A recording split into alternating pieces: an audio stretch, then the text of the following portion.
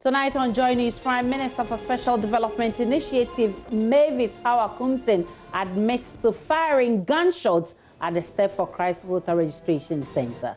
One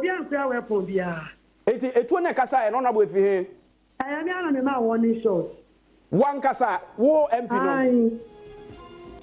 Police in Kwadwo arrest 4 persons believed to have disrupted the voter registration exercise when gunmen stormed the Step for Christ Voter Registration Center Monday, forcing Electoral Commission officials to flee. The EC officers there are running for their lives. They cannot work there under such condition Hawakumsin has brought there. They cannot sit there comfortably thinking of how they are going to experience a gunshot within some few days or being traumatized by the hearing of the gunshots. Government spends about $34.6 million on COVID-19 testing. Meanwhile, infections among senior and junior high school students now stands at 178. But government says there is no basis for a shutdown. Government is doing everything possible to do special arrangements so that if someone is in isolation, we see how we make sure that they participate in the exam. That is the way to go in this era until we find a vaccine. Also in this bulletin, blackmailing for love. Police in Kumasi identify new emergent crime against women called sextortion. For an outrageous amount, I think for 3,000 or 4,000. I was just there. He kept giving me pressure. It's like he uses a different number to do that. The fear is still there. So I know there are a lot of girls out there who haven't even come out to even speak on it yet, just because they are scared. How many girls are being blackmailed for sex and in business? Finance Minister rules out introduction of new taxes in his mid-year budget presentation this Thursday. You don't sort of kick a man when a man is down. So it can be an area that we are going to increase any taxes. Compliance will certainly continue, but even still there will be forbearance to give people time. Aisha Ibrahim, we're live from our studios in Kokomlemle on your digital TV because we are free to air, and we're also live on your DSTV channel 421 and Go TV channel 144.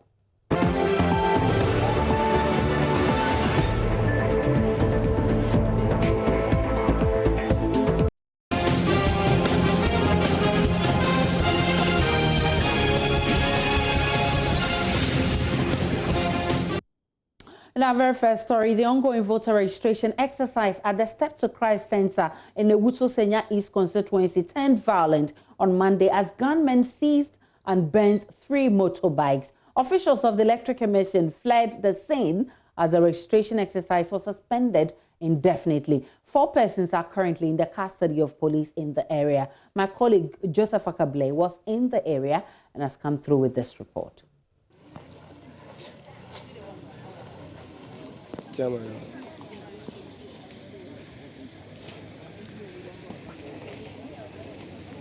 Three motorbikes were set ablaze as the voter registration exercise at the Step to Christ Center in the Owusu East constituency was suspended indefinitely. EC officials were seen leaving the center at about 9:30 a.m. on Monday. Seats meant to be used by prospective voters remained empty. A trader who lives some few meters away had the gate to her shop riddled by bullets. The registration center was abandoned by hundreds of voters, with a few bold ones waiting to see what happens next. Eyewitnesses have been recounting the events of the day. As usual, we were doing our registration for the ID card, and all of a sudden they said there's a car with a bodyguard inside. That is Hawakumsin. So as they come, they were claiming anyone who is not part of the ID card should move away. And there was a rare bike here, so they decided to take the bike out of the way, and the guy said he should leave it, he will do it by himself. They just start beating the bikes, all the bikes around, put fire in it, beat the owners of the bike and just left. And they've packed the last one here. So instead of, and it was the last one that they told the guy to just take it away. And it was like he was just wasting time, and all of a sudden they got annoyed. So instead of them to pack that one, it was the only one that they told him to just leave it there. So they have to collect it and bring it here. The other one too here, and then the last one too was here. So they just gathered it here, and then they set fire on it and burn it for no reason. So the EC official realized what is going on, and it was so serious. So they just have to leave the place because here isn't safe anymore. Yeah, and they are left, and then like they are gone. Because this thing, what just happened here is very, very bad. Because I think 1 week days we have been doing it every day. Everybody have been going home safely. By today, I didn't know what happened, and all this one just started like this. The NDC candidate for the area, Phyllis Nakoyo, accuses her competitor, Mavis Hawakumsin, of being behind the attack. These are motorbikes belonging to people of Owusu Senya East constituency, people of Kaswa, people of Peace Town. They were parked there waiting to do their registration, and the woman instructed, I am saying it's on authority, that she instructed that the people should be shot and their motorbikes being bent, because she was there with folded hands giving the instructions that these things should be done. She looked there, she sat there, stood there unconcerned, and these things, these mayhem were being leashed on our people. And this is what happened. Afterwards, there was a man who was taking videos of the incidents, what happened from beginning to end. Sorry to say, the man is a bit physically challenged. This man was beaten with sticks, was really beaten by those brutes, by Hawakumsin. Testing your policies. Let NDC bring their policies. Let's campaign on policies and not campaigning on bringing people to shoot the good people of Owusu Senya East constituency. The EC officers there are running for their lives. They cannot work there under such condition Hawakumsin has brought there.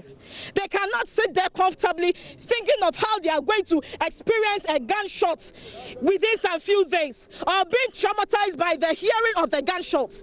The EC there are running for their lives, and everybody in Kaswa here is running for their lives. The people of Kaswa are tired, and they are sick, and they are more discerning, and they know what is happening now.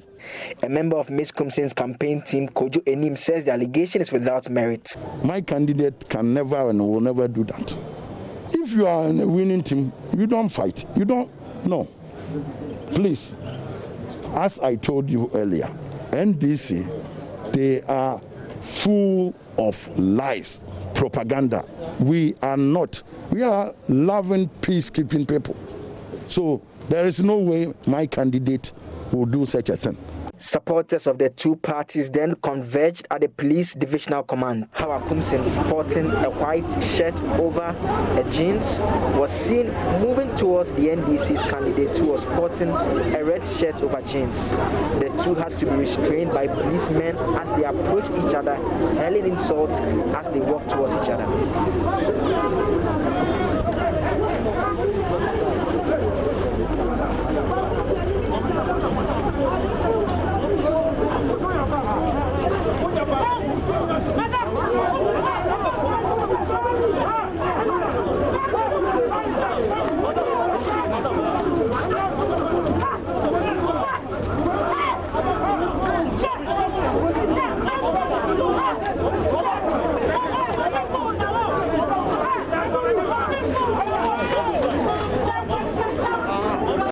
The police arrested 4 persons with a gun seized in the process.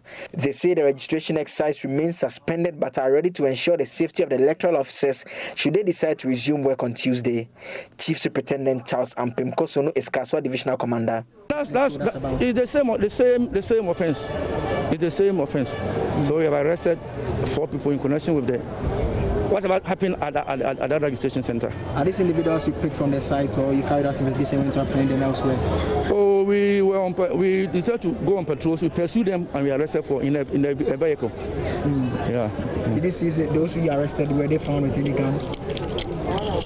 So far, guns are we looking at? So far, we are conducting investigation. So leave that aspect to me. At least can you confirm that they had guns when you arrested them? We have seized one gun. It's a fact. Commander, if you say something. The 4 persons remain in the custody of the police. Minister for Special Development Initiative, Mavis Howard-Kumson, has admitted to firing the gunshots at the registration center. She spoke to our sister station at Dome TV. Yes, registration. Ufaha na for the mema any moto no mushia wa ha. I mean there's so be a man ma kwemu into na nyamasem. Na last week Thursday na me call steps to Christ. Me call ya no. Na me call to say. Na me bi wo ho no friend say mama. I me dey say wa ba. Na ma me wona ma na me wa send ya me bo wa man. Ti ma me say me number ade tinye Friday me no ka tell me say. The amount for free dynasty at the back inside there. I want a school. And you see a science school. 35 days now in around. Naja, but if you break here, na manko. Na chunu no hormone and information say. You say what time at the and cophobia at in Sawam. Abba. Na no ya mi so san cophobia go mati. And Sawam. Any other area. Have your mobile register. Now the idea what kind of you said society. And why am I strong? I mean, they are talking about my news order. 2 times am I MP now. 80, we see that information. I'm afraid I need to claim. Need to be international. Now I am confirmed will be MP baby. My son, my register will come. Now about to like Obi Matwa about my car. Me sorry call polling center. And no, I don't know. Me name manager Kasai. And yes, okay. I call. Now you never panako Kasai. You go do here. Now me manager credit do that. Eti honorable meba sebe na eja ye bobo ne tewtew no abra wo kɔ no o de mema kan ho kɔe. Oh. Na sa anye ye kwa me so me na me ne mema na ye adwuma. Politics dey say no me ne man kwan to me ye adwuma me nua bema. Ah mema na no wo kɔe no no mu kurakura tuo ene di wachi. Me ba ma bi ani wa wo kura tuo di machi. Omo na wo kɔ no obi ankura weapon bia. Obi ankura weapon bia. Eti etuo ne kasa e no na bo efi he. I am a warning shot. One kasa, wo MP no.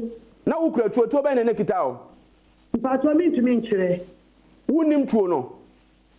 Ana so bi sa say about the same am warning shot. Oh, dabi meba no so am pese me hu etuo kro na kita o no adaroma. Me chere we tuo kro. Honorable na say wo as an honorable member of parliament, you think say wo kura tuo wo nim tuo kro na wo to. Ana it means to be protected me home. Always me protected, but also who to because one samba ube ya no by all means. Ana me say etuo no o ekitao ebi ya license ya license ya me protect wa me license. Aha ite e na etuo license de onim tuo kro ntina me bisa say etuo ben ya ana me ka to say me mbo mi tuo ni din jobe me ta to say my license ni tuo na say wo ko eye center ho no aboa wo ho dada sa na mpese mi hu ma aboa me hu okwan be so. Me a member of parliament. Eti me now na say me kuta ma put my idea me dey because we need obi obekia. And I'm your banti. Oh Debbie, enye so your banti. Na meba minim say wo ye minister of state so a wo eye police escort. O police ni a obo ho ba no nka ho. Na the police ni nka me ho. All right. Eba ni say na ututu no. Ona eba ni say na ututu no. Sorry am ma ti na me police ni oni sie na onye mai. All right. Enti me ko da bi na me police ni nka ho a. Me kuta me de bo me ho ban. Aso wo tie na me tie de oka no. So I realized that my people's life was in danger. And not a person is can for no. And I'm a man warning shot. I didn't direct it on anybody. So I gave warning shot. No, we just stay home. So that was what happened. It's honorable as a minister of state, I will not sense danger. And the first point of call, police, and I say any security agency. No police around, me bra. Now, who informing police said this is the situation now? Now, police commander now has said, "Well, for me name the number, division me name the number." But who have access to the top hierarchy? Ni be honorable. No access to why? The top hierarchy of the police. What if I have access to the top writing to the police? Of the police? Now, okay, say, now, this you need this to come in your way, my father, already have their number. May I learn my papa, young woman number? That was Hawa Kumsin, Minister of State and also Member of Parliament in that area. Joining me on phone is security expert Professor Kwesi Ening. He is also the Director, Faculty of Academic Affairs and Research at the Kofi Annan International Peacekeeping Training Center. Prof, you heard what Ms. Hawa Kumsin said, and I believe you understand Tree. I mean, Mr. Tree, you know. Your response to her comment. Oh, I don't know Rabanayan first. We will know when you master. Prof, just for the sake of our viewers, if you could speak English, I mean, that was on our dome. Nice to have translated our language also, so we would know. Yes, I mean, what she said briefly is that she gave the warning shot. I understood 100%. But let me make something very clear. Howard's behavior is unacceptable. She is not deserving of the position of trust that the president has given to her. I expect her to be recalled and advised to resign. When an honorable minister of state in a tense situation arms herself without having the capacity to assess the potential threat or otherwise of a situation, and fires what she derogatively terms as warning shots. I don't know if in the terminology of the Ghana Police Service there's anything called warning shots. But this behavior has unnecessarily heightened tensions, not only in her own constituency, but it makes rubbish of the rules around gun possession, licensing, usage, and the very designation honorable. You see, irrespective of what the tensions are, one expects a public officer of that standing to act with decorum and to use the operational guidelines and advice that she has been given in terms of her ability to assess whatever security situation she finds herself in. And the lame excuse that her policeman was not around, her bodyguard was not around, is even more untenable. But there's a bigger problem to this. When a minister of state goes around armed just during an ordinary registration exercise and misbehaves so grossly as we have been told in her own words this evening, and seeks to justify it, because the warning shot, as she calls it, can be deflected and people could have been hurt. And to show no remorse and to create the impression that her life was much more important than other people's lives, it's just, I mean, it's unbelievably shocking. But this is also not the first time we're seeing violence recorded at the registration exercise centers. At least we've recorded similar incidents in other regions, Savannah, Oti, Banda in the Bunu region, where unfortunately one person has died.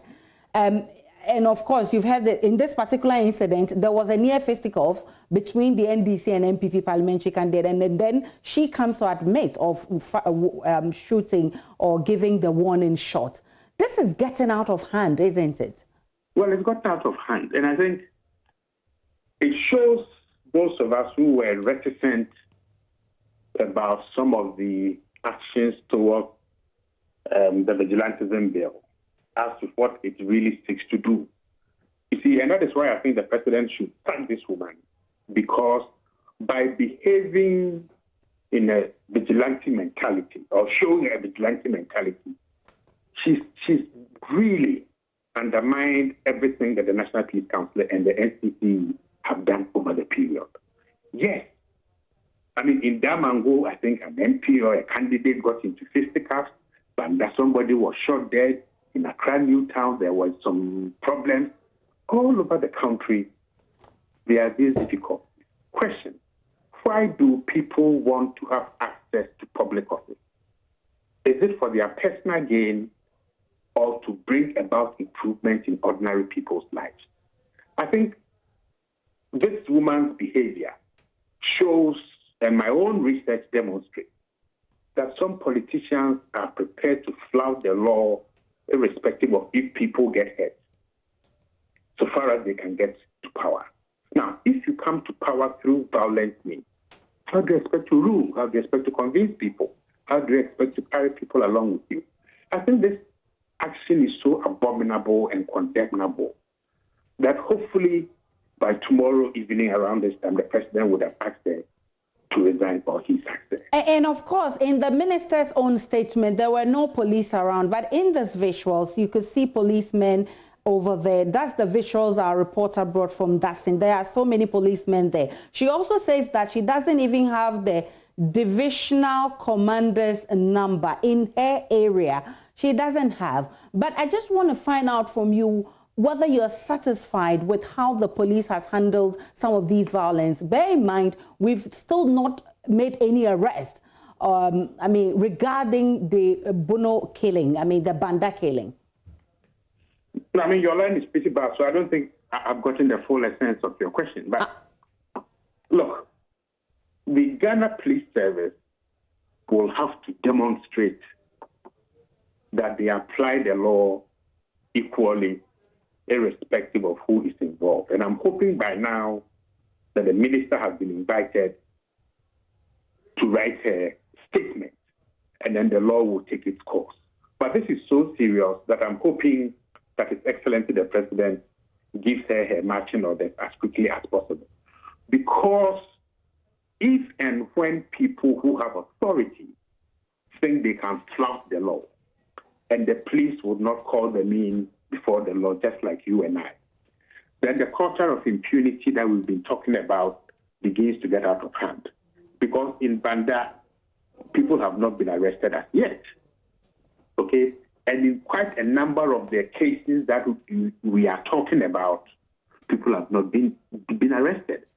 So the deterrence that we expect to happen when the police arrest people, place them before a court of competent jurisdiction, so that a clear signal is sent. If you flout the laws of the Republic of Ghana, you will be dealt according to those laws. So this is not just about gun possession. It's about the sense of entitlement. I am a minister, I can shoot whenever I want, and I can decide that I won't see when there are law enforcement officers around, and I'll tell people there were no law enforcement officers. Okay? It goes to the bigger question of the kind of training that these bodyguards are given. Where was he? And what was it that drove the minister so quickly out of the house that she went alone to a place that she felt threatened enough? What kind of security training has she been giving or ministers giving so that they can assess a situation very quickly and not put themselves into harm's way? Look, more questions are raised by her answers than we can answer tonight. And we'll definitely look for answers to those questions. I'm extremely grateful for your time. Professor Kwesi Enin is a security expert. He's also with the Kofi Annan International Peacekeeping Center. Now, still ahead in this bulletin, blackmailing for love. Police in Kumasi identify new emerging crime against women called sextortion. Asked for an outrageous amount, I think for 3,000 or 4,000. I was just there.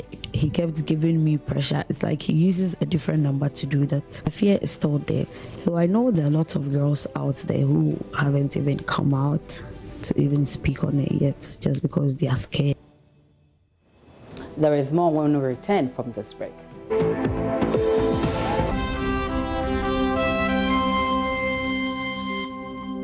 Hello everyone, I am Sandra Sinamap and I'm here for business. Finance Minister Ken Ofori-Atta has ruled out introducing new taxes and increasing existing rates in the mid-year review presentation this Thursday. This is despite current challenges with revenue mobilization as a result of the coronavirus pandemic. He has been speaking to my colleague, George Yafe, ahead of that presentation. You don't sort of kick a man when a man is down. So it can be an area that we are going to increase any taxes. Compliance will certainly continue, but even still there will be forbearance to give people time to meet that. I think we need to look at the area of digital space as to what we may want to do to encourage more usage or to reduce the cost of usage for that. So that's still under consideration. No, but when I hear a supplementary budget and some are saying that in an election here, you're going to spend more, and the question is whether you trust that we will allocate the money into productive generating areas. And my suspicion is that if you speak to industry, they will want to see that type of injection. And it's up to you and Ghanaians to judge what we have done in these 3.5 years, whether we are profligate or not. But I think we have accorded ourselves quite well. Yeah. So I wouldn't worry. Expenditures would not be because of elections. It will be because we need a recovery, we need a stimulus, we need security. We may have to make sure that there's food for everyone. So on the mid-year budget review, economist Professor Godfrey Bokin is certain it will take more than 3 years for Ghana's economy to recover. The finance minister had indicated it may take the country up to 3 years to recover from the impact of COVID-19 pandemic. But speaking to Inshirado on Joy Prime Morning Show, Professor Bokin highlighted the challenges ahead that could push the finance minister's plan even further. In my own estimation, it's going to take us more than 3 years. It's going to. And a good way to understand that is to look at the statement the finance ministry made on the 30th of March, where they talked about growth decelerating to about 2.5% or 1.5% given the worst scenario with the partial lockdown. And that has been reviewed. That has been revised downwards again. So I think that, of course, I do not have all the data as they would, but from where I sit, I think we are looking at beyond 3 years. Okay. And the reason is simple. If you look at the immune system of the economy, it's not that strong. So we may not be able to have the kind of recovery that other countries should be able to do, also because we don't have the fiscal space. Now, if you look at the various stimulus arrangements, they haven't been that deep. If you look at the revenue envelope, it hasn't expanded that much. Expenditure remains elevated. The real effect of all the interventions we have done will begin to show in the next couple of years in terms of the debt buildup. And once you are not generating enough revenue to be able to even cover your compensation of employees and interest payment, it leaves you with very little to be able to finance the recovery. That is our challenge right now. So I think realistically, we should be looking at beyond 3 years. We still stay on the economy because government has failed to raise the projected 800 million cedi 6-year bond. The following report analyzes how this development could impact government finances.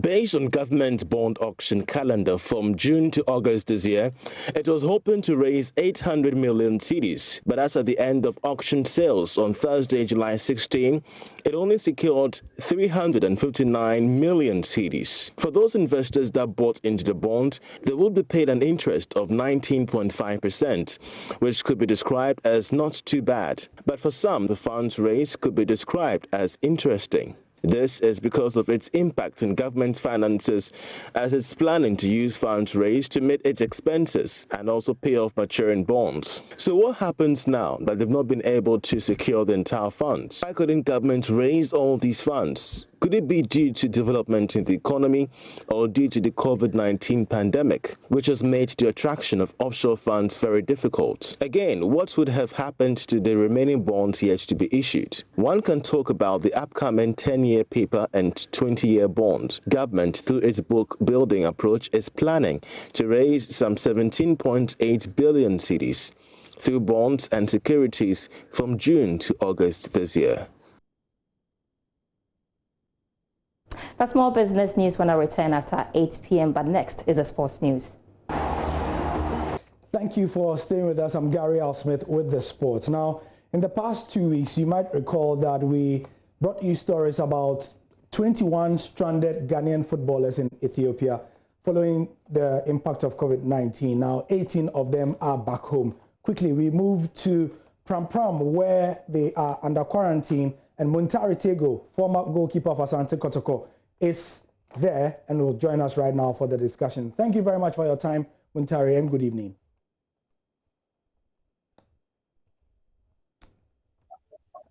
Hello, Muntari. Yeah, I can hear you. Please, can you hear me? Yes, I can hear you too. How are you and the rest of the gang doing in Pram Pram? Thank you very much for the opportunity. I'll say everybody is fine and we are coping very well here. Okay, so give us an idea. I mean, we know the Ghana Football Association, the government of Ghana, and the various bodies ensure that you guys came via Togo. You came through Togo to Ghana, right? Yes, we did. Okay, so give us an idea of how it was moving from Lome into Ghana and then to Pram Pram. Okay, thank you very much. I would say we came up with a plan. We met the airlines, which is Ethiopia Airways, and they told us they will be flying to Togo on the 3rd and on the 10th, but it was not successful. They canceled both flights, so they gave us on the 17th.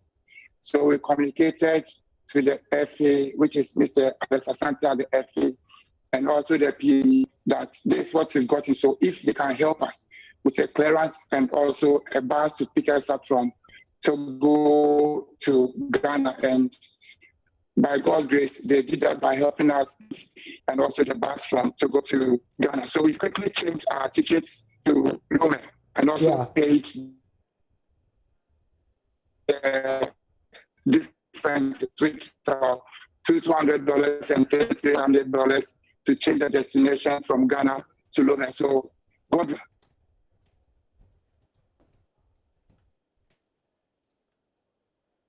Muntari, can you hear me? Yeah, I can hear you. Okay. All right. So basically, you guys are doing well. This is day 2 of your quarantine, yes? This is your second day? This is our 3rd day. 3rd day of your quarantine. Okay, counting from 0, 1, 2. All right. So this is your 3rd day. Guys, have a good time, and we are all very, very glad that you were able to come safely. All the best to you guys, and take it easy. Okay, we'll say thank you to the media too for the support, and also making sure the FA and the government heard our voice to come to our aid. We are very grateful for whatever you've done for us.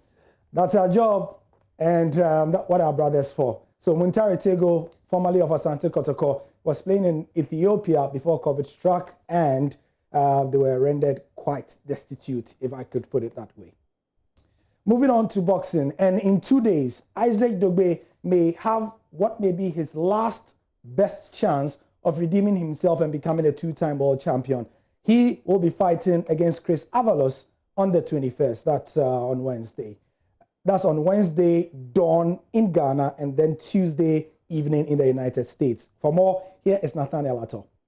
Isaac Dogbe's return to the ring will hinge heavily on the form and skill he displays against Chris Avalos and what will be his debut in the featherweight division. This is especially because he will also be staging his first bout under his new trainers, Barry Hunter, the WBO's Trainer of the Year 2007, and Patrice Harris, who have together applied a unique physical training module over the period. In pedigree terms, Dogbe stands tall with a record of 20 victories and 2 losses, which he suffered at the hands of one boxer, Emmanuel Navarrete. Dogbe also holds the accolade of former champion and is expected to go into this with a psychological edge. Avalos, on the other hand, cannot be overlooked, even though he has recorded 7 losses in 34 bouts. However, what Dogbe can capitalize on is his relative vulnerability to big opponents including Oscar Valdez, Leo Santa Cruz, and Carl Frampton. Dogbe must rely on his big right and a possibly improved defense to see off this hurdle in Avalos. As they say, the action in the ring will determine the next move. Nathaniel Atto, Joy Sports. Him on the report and me in studio. That's it for the first part of the sport. Many thanks for your time. I'm Gary L. Smith.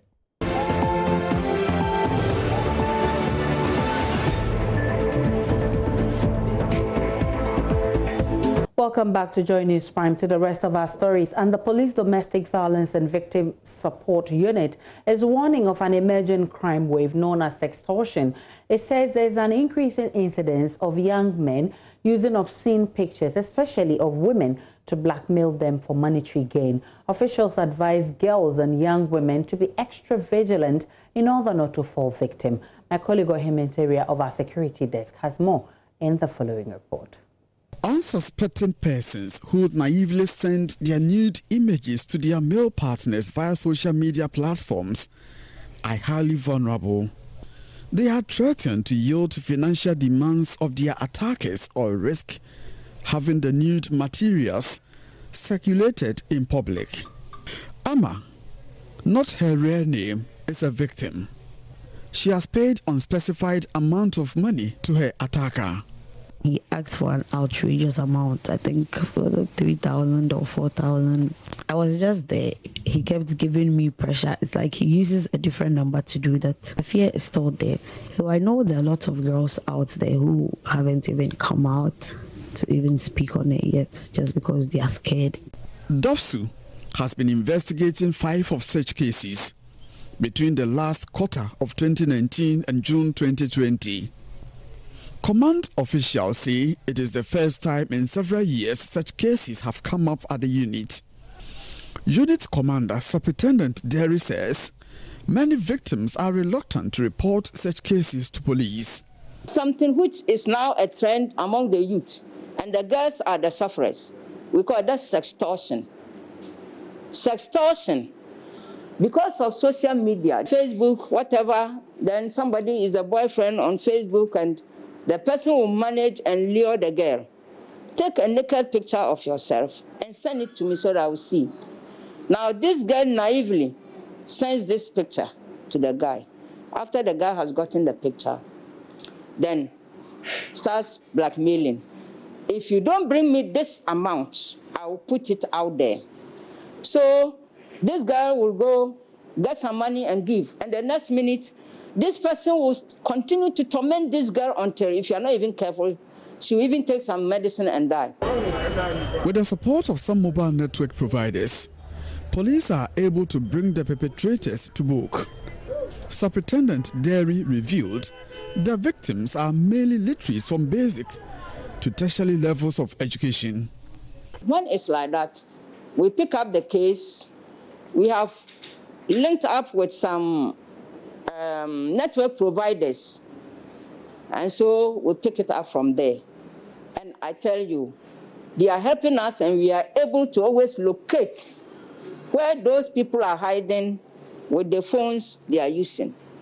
And we are making a headway. We have prosecuted a number of them. So another campaign message, these girls, please, why should you take a naked picture of yourself and send to somebody?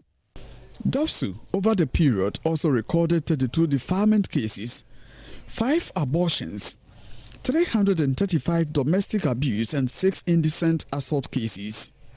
Superintendent Derry tells Joy News on the sidelines of an event to commemorate World Population Day, victims must collaborate with police for justice and relief. When you are facing such a problem, when you report to our outfit, that is Owusu, we will let you, and also with some other people we work with, try to locate whoever is doing that to you through the same medium, and in collaboration we'll be able to detect where the person is and possibly pick up the person. But with this, we need cooperation from the victim. You shouldn't hide any information you get from the suspect. Such cases are going on. And Idam Amenya is Executive Director of Child Online Africa. She joins me via Zoom for a conversation on this development. Many thanks for joining us. But how often do you hear of or deal with such cases in your line of work? Hello, Awo. Hello, Awo. If you can hear me, you're on Joy News Prime, and I'm asking, how often do you hear of this, or how often do you deal with such cases in your line of work? Okay, we'll try and get our back on the line to speak to the issue. But leprosy is a contagious disease. All right, so let's go back to our earlier story of the sextortion, a new wave of crime, people using to dupe girls and women. Awo Idam joins us back via Zoom. She's Executive Director of Child Online Africa. Awo, if you can hear me, I'm asking, how often do you deal with such cases in your line of work? Good evening to your viewers, and thank you for the opportunity. In fact, it's a normal trend in the digital space. So it doesn't become a full-blown sextortion from day one or week one. It starts by a process we call grooming. By grooming, the perpetrator or the adult who is pretending to be the nice guy tries to win the trust of a young person or even an adult. So in this case, it's not only young girls who are groomed, even a mother could be groomed, because the perpetrator will take advantage of either your economic vulnerability or your emotional vulnerability. So it's a normal practice that takes place in the space. Unfortunately for us, most people don't report it for fear of being victimized or for fear of being deprived of their devices and other things. So it has become something that is ongoing. And sometimes so probably the way we handle the cases. For instance, if it happens to somebody who is a choir member, a church choir member, things like that are taken to the church forum, and either they are made to sit back and not participate any longer.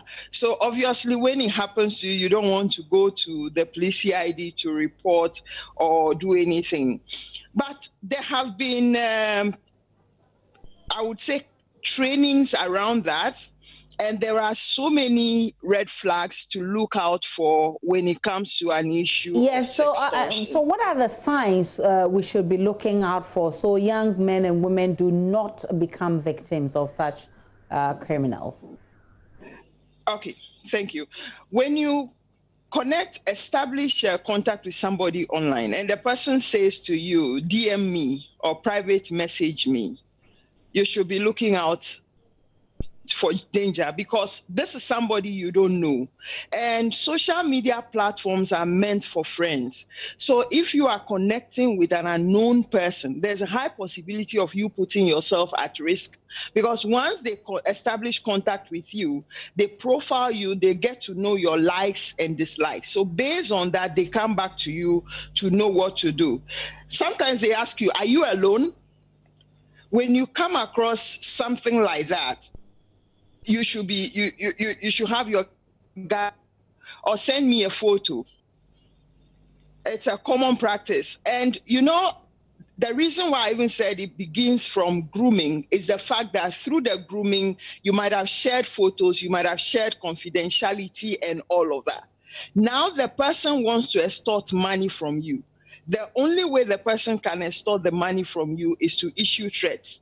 That, okay, if you don't give me the money, I'm going to put this photo out there, or I'm going to flash this video online, or I'm going to report you to your mother. So young ladies or young girls who come across such situations should be bold enough to confide in their parents or confide in an adult or even the police. Or better still, report to the police. Yes. There are instances where someone comes from nowhere and asks, oh, what is bothering you? These days, they even do it on WhatsApp. So you get a WhatsApp message, oh, what's bothering you? Probably the person might have read your status or seen your photo or something. And so something like that should send signals to you, or text me, send me your number. And the almighty word which every young lady falls for, or even adult, I love you. So, I mean, we should be on guard for all of these. I'm grateful for your time. Awo Aidan is the Executive Director of girls' rights. Leprosy is a contagious disease, but many people may be living with it without knowing. This is because the red patches or the reddish color on the skin indicative of the possible start of leprosy is painless, and its incubation period can last for about 20 years. Well, in a village somewhere in the central region, a traditional birth attendant who has the condition but not aware of it has been conducting several deliveries. Kwadwo Boateng tells us more about this and many other captivating stories in the second part of his Withered Skins documentary.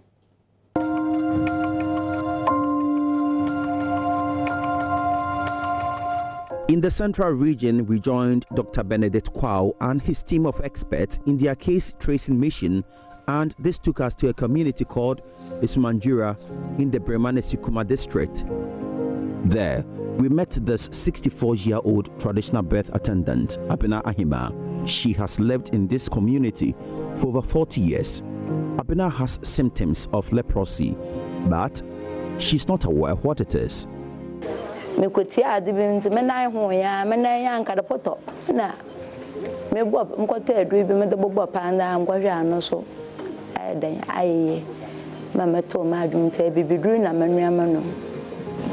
Now, only nurses and doctors think I some say they be nayo. No moment they one try yala pachi I am no what's what bable maybe. Now if you know ya be na wan kasa uni. Me the man kasa the me to menche yala kwa all ha madam. There's a past injury. Well, it is not surprising that Abena Ahima is not aware what she is battling with is leprosy. Dr. John Amuasi shockingly reveals just a few health professionals are able to even identify its symptoms and go ahead to treat.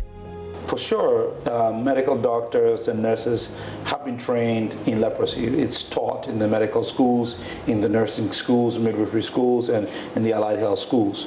But the question is, you may be taught something, but if it's not something you come into contact with on a regular basis, you will see it and you will not see it. All right? So because it's a disease that is not so common compared to other infectious diseases like malaria and typhoid and other non-communicable diseases like the hypertension and the other cardiovascular diseases, it won't be the first point of call.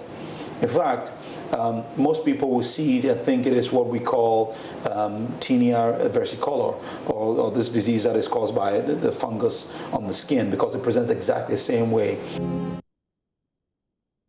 Producer of the documentary, Kwadwo Boateng, joins me with what to expect in tonight's episode of Hotline Documentary. He said, what drove you to this piece? Hello, Kwadwo Boateng. Kwadwo Boateng, you're on Joy News Prime. If you can hear me, we've been talking about this since the last time you showed episode 1 of this. That has also yielded a lot of responses, with the vice president putting up a 2-bedroom for the woman. But how about this one, the one to expect at 8:30 tonight? What are we looking at? So we're going to hear more about this story I just shared about this traditional birth attendant who has been conducting deliveries without knowing she has leprosy. We're going to also see a lot of deformities we have recorded in this country because a number of people are reporting late with leprosy-related cases. And doctors are really concerned about the disabilities we have recorded in this country because people are not reporting early. And those who are even going to hospital, some medical professionals are unable to identify leprosy cases. So yes, they may report early, but some of our health professionals are unable to identify that what they have reported is really leprosy, so they're unable to treat.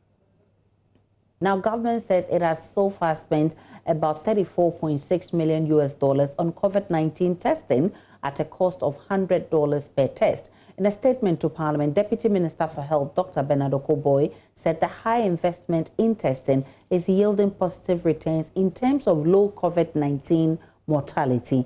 He dismisses claims by the World Health Organization that Ghana is contributing to rise in COVID-19 cases in Africa, insisting Ghana's increased testing leading to increased confirmed cases is rather important in keeping the populace safe. The claim that the WHO has cited Ghana as one of the countries contributing to the high numbers of COVID-19 in Africa again confirms the lack of understanding in the figures cited for countries on the continent. If a country like Niger tests 275 people for every million of their population, how do you get surprised when told that they are not contributing to the figures in Africa?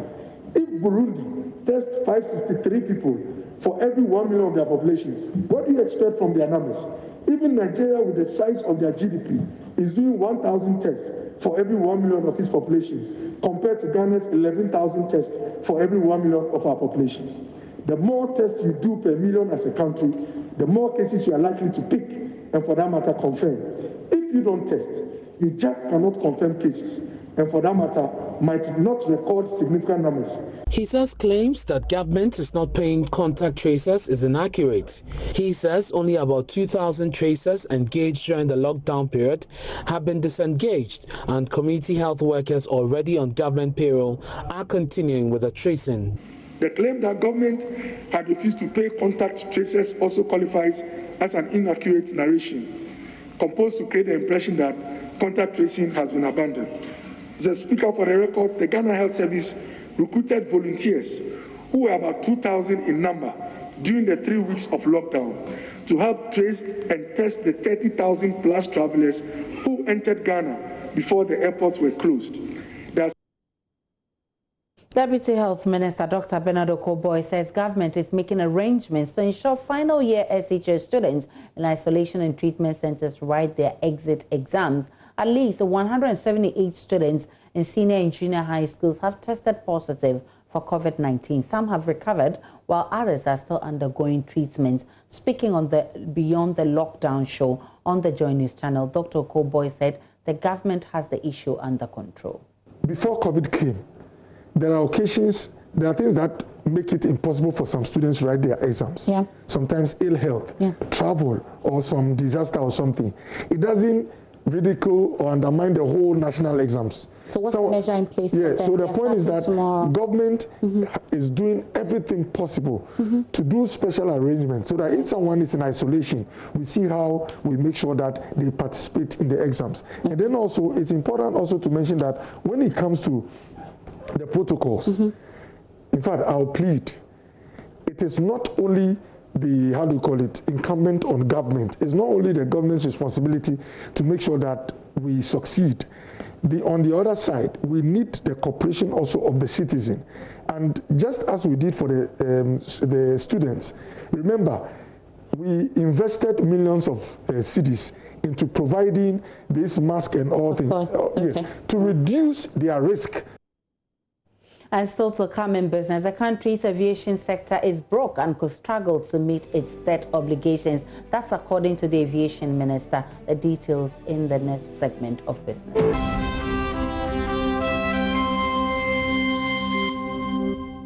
Time now to do more business. In the country's aviation sector is broke and could struggle to meet its debt obligation as well as ongoing expansion projects. According to the aviation minister, Joseph Kofiada, this is due to the negative impact of COVID-19 on the sector. Kofiada tells Joy Business this is a challenging situation. As a result of government wanting to limit the adverse impact of the virus on its citizens, we've been compelled to close down airports. The airports in Ghana, particularly the international airport, Kotoka International Airport, has also been shut down. And this has adversely impacted on all of the players in the aviation sector. Is the aviation sector in Ghana broke? With COVID, yes, everybody's broke. Aviation sector is broke, industry is broke, service area is broke. Maybe the media side is the one not broke. It's not broke because they're sharing information. Information is free. It's out there. They're picking on the airwaves, and I don't know if you're giving discounts to people who are advertising on your programs, but I think you're the only ones perhaps who are not really broke. But seriously speaking, yes, we are broke as every other aspect of the economy is affected. But what I can say is that Ghana was doing remarkably well in the aviation sector.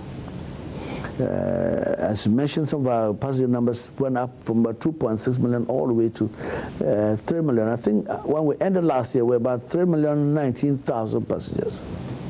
That's really remarkable. And we're hoping that this year we'll perhaps be inching our way, if not to 5 million, 4 million. So we're rapidly going. And all the other ideas that we had, all the other initiatives the President has given his blessing to, to make this aviation hub, were things that we're hoping we'll be able to get more people to come to Ghana. Away from the aviation sector, a 59-year-old man in Damango in the Savannah region is producing liquefied fertilizer from eggs. Dr. Clement Apengo says the process is cost-effective and the product gives good results on the farm. He is therefore encouraging poultry farmers to take a cue from him and convert their spoiled or unsold eggs into fertilizer for use and sale. Mahmoud Muhammad Nuruddin's report. It smells, right? Crushed eggs are kept for 21 days to allow for fermentation before being applied on his farm. Dr. Fada Ampenyo is Executive Director for Center for Conflict Transformation and Peace Studies. He also looks into natural resource conflict for environmental protection and provision of solutions. So that means it's not doing well.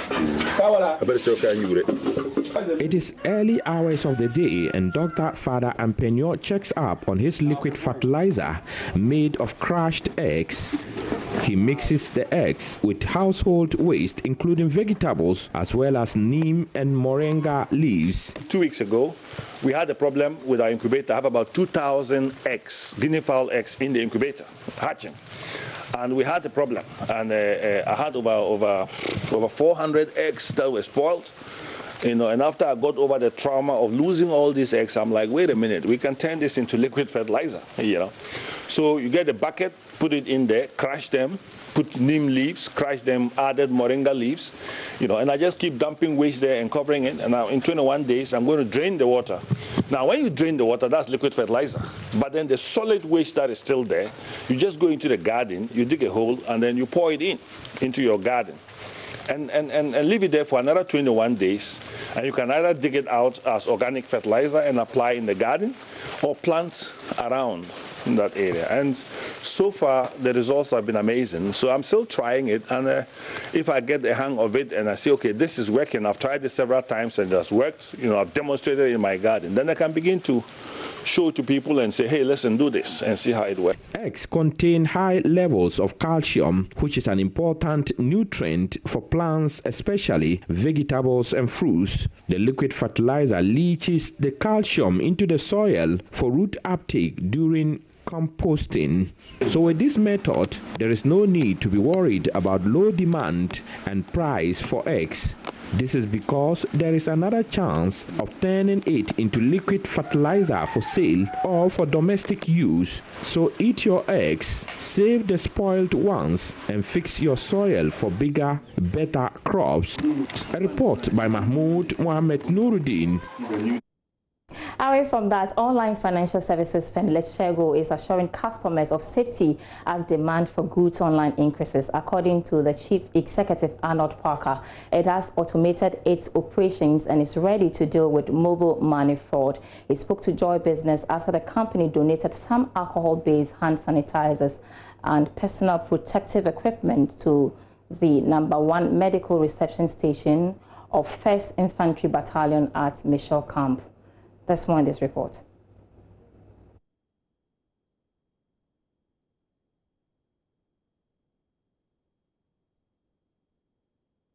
Has been operating an automated system which exposes the company to cyber attackers, a situation the Bank of Ghana has been working at improving. Chief Executive of Leprosy, Arnold Parker, told Joy Business that all the necessary steps have been taken to safeguard its systems. You can always trace cyber activities, even if it terminates in a dark web or it terminates in portions of the web where it's untraceable, there are people mask IP addresses and all of that. These things can always be traced. So when you even read the news about all these cyber issues, you realize that people are almost immediately arrested a few days afterwards. So I'll just urge people really to there's a lot of opportunity now. Let's focus more on creating more business for ourselves and now jumping onto this cyber fraud bandwagon. Yeah. Do you think it has a And that's how we wrap up business tonight. I am Sandra Esinam Apeno. For more news, log on to myjoyline.com /business for more business news updates. Thanks so much for watching. And that's how we wrap up Joy News Prime also this moment. My name is Aisha Ibrahim. Enjoy the rest of our programs.